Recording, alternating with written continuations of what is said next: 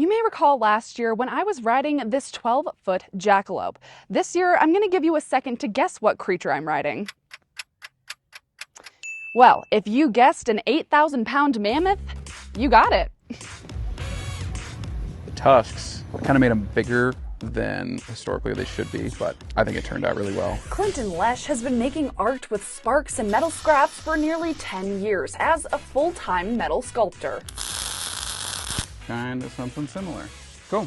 Clinton graduated from Montana State with a degree in art. He got in good with local legend Jim Dolan, the artist behind many famous sculptures around the Treasure State, and the rest is history. This is actually what the tusks and the rest of the body's made of. Last year, I told you about Clinton's crazy jackalope sculpture. It's kind of our Bigfoot in eastern Montana, and as a little kid, you think, like, oh, that's pretty cool. I want to find one of those. His first work of art for Burning Man. And if you're unfamiliar with Burning Man, it's essentially an art festival held down in Nevada.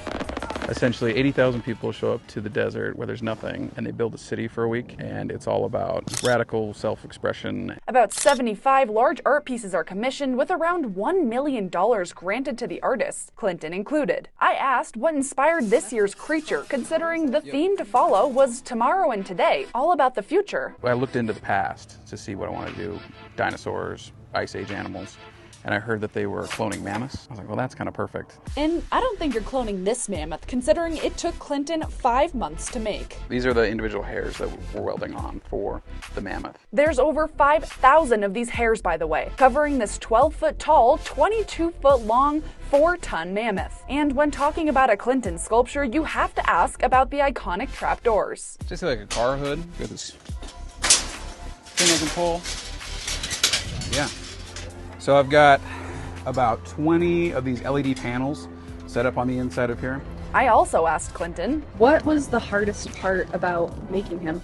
Probably having it come apart. The tusks come off, and this mammoth actually splits in half, as you see here. Because how else was he getting this thing to Nevada? You get a lot of good looks going down the road. For Burning Man this year, I have to say, Clinton might have outdone himself, and I'm not the only one who thinks so. Ton of compliments. Probably the best one was there was a couple that got married in front of the mammoth this year. They were like, this is our favorite sculpture, so we decided to do our ceremony in front of it.